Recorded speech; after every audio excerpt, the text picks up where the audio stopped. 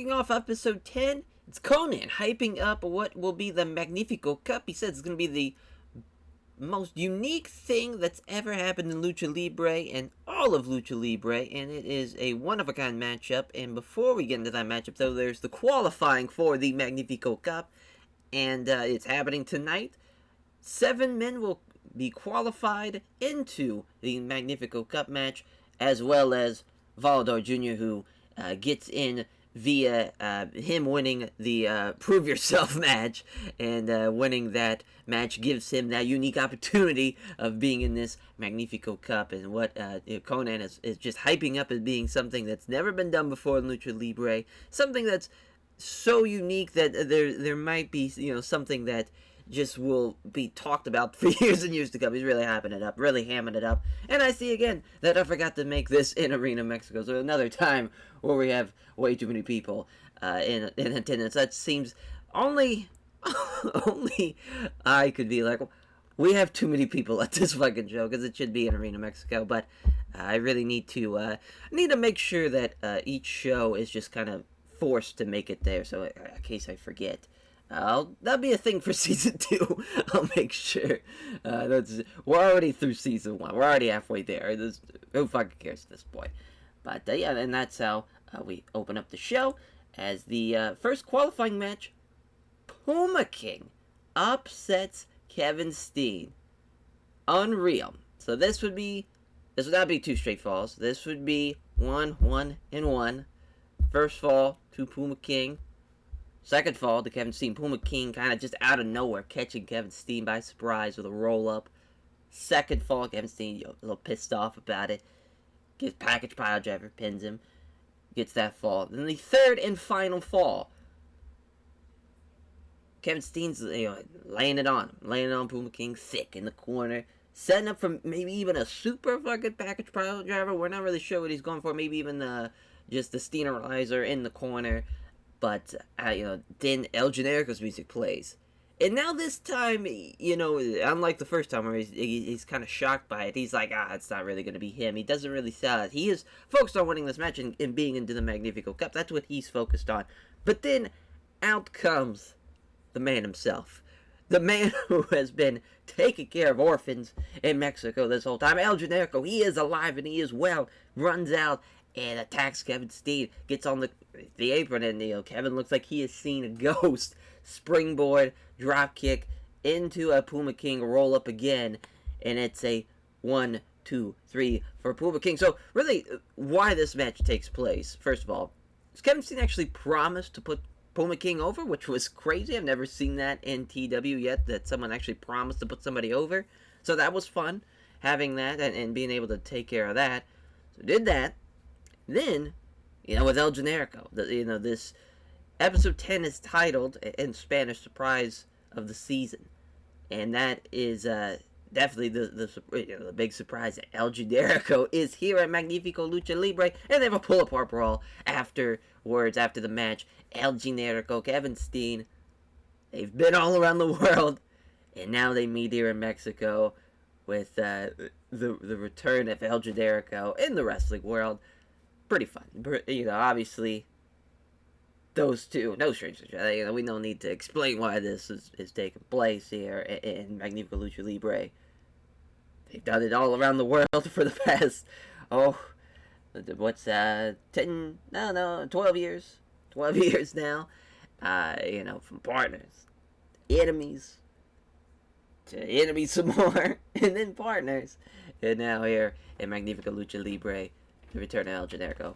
We've come full circle with these two men. As the next qualifying match, Barbaro Cavanaro taking on Titan, and it is a 9-minute matchup, 9 minutes and 31 seconds to be exact, and Barbaro Cavanaro gets the win over Titan, as he gets a 75, really great performance there with the La Cavanaro, as getting the submission victory at the final fall. Yeah, and we have another qualifier, so we now have Volador Jr., Puma King, and Barbaro Cavanaro. Going on to the next qualifying matchup, it's a tag match, which is fun. That's the kind of showcases the uniqueness of the Magnifico Cup. is even the qualifying matches, some of them are in tag matches, as Aerostar and Drago taking on El Tiano Jr. and King Cuerno of Los Mercenaries, and Los Mercenaries getting the win, 2 straight falls, as El Tiano pinning Drago with the Tornado Texas, and Drago was the weak link, yeah, for sure. Aerostar actually was the best guy in the match, though, so good shit there. 68s for Los Mercenaries, which seems to be Los Mercenaries is looking like they are going to be a problem in Magnífico Lucha Libre the way they have been performing. As a 70 for the next matchup is El Hero del Vikingo taking on La Mascara, and El Hero del Vikingo getting the win. 2 straight falls after losing the first. Wait, what the hell? Oh, that's right. Yeah, so he won the first fall, then he lost the second fall, then he wins the third fall. There we go. I just misread it. As he gets the win with the 630 senton, and that's a 70. For El Hero del Vikingo. Actually got outperformed, even though he's off his game, though. So, I think on most circumstances he would have won. So he has qualified for the Magnífico Cup. And the next matchup, and next qualifying matchup, is a tag matchup of Cristico and Místico, Aranda de Planta, Ye Oro, and Mexa Blood, as Cristico pinning Bandito with a La Mística. Cristico with an 84.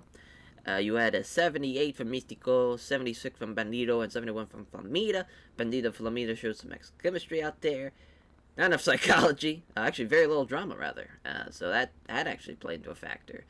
Interesting. Usually that doesn't really happen as far as, like, the drama not being there. But, I think it was more of the psychology. Which, listen, this is Mexico psychology. We're throwing that shit out the window. Who needs psychology in this world? As the actual send-off is filmed later on. This was filmed kind of like earlier in the day. It's a press conference for the season finale, as episode 13 will be the season finale of season 1.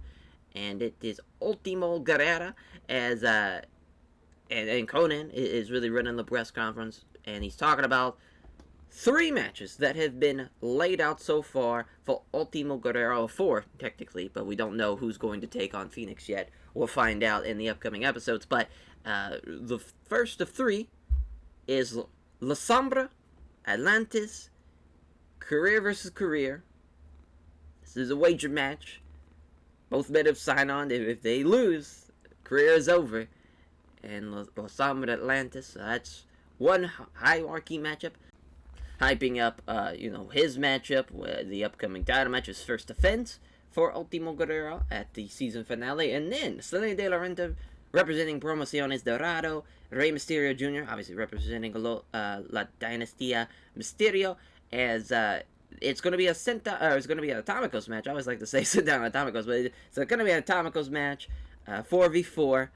Atomicos match goes like this. It's either elimination of everybody else, or it's over when the captain, the leader of the 4-man team, loses, and then the match is over. So that's going to be Rey Mysterio Jr., and then Promociones, La Dinastía Mysterio, Promociones Dorado, an Atomicos match, and in a Mexican death match, El Generico, Kevin Steen. Should be fun, and that's just what's on the card so far. There's still probably going to be more. Still going to be, probably a Campeones de Parejas match. There's probably going to be, a lot of more undercard matches as well. It's exciting stuff so far. Looking like Ultimo Guerrero 1 is looking like it's going to be a winner so far. So for what we have seen, the show lost pop. It was a 72. The post-conference was actually not the best way to go on about that. The Puma King Kevin Steen match was the worst match, which I figured so going into it. But still, it was fun that Kevin wanted to put over Puma King. And then Barbero Cavanaro and Titan was actually the best match. And he had the best performance, I think, out of anyone besides Caristico. Or actually, I think Bandito. Oh, no, I think Místico actually outperformed Barbero. But still, we'll put over kind of... let's see here. Yeah, there we go. I'm actually going to put over Kevin. Good for putting over Kevin, to put over Puma King like that. Pretty awesome of him to do. Pretty cool. I'm going to put over everybody there. As another episode is in the books. Episode 10 is done, and we have 3 more episodes left. Episode 11, episode 12, and episode 13, the series finale or the season finale rather, Jesus Christ, as the season finale, Ultimo Guerrera. Very, very fun show on paper. Hopefully everything goes well with it, as we will catch you guys next time. Take care, everyone.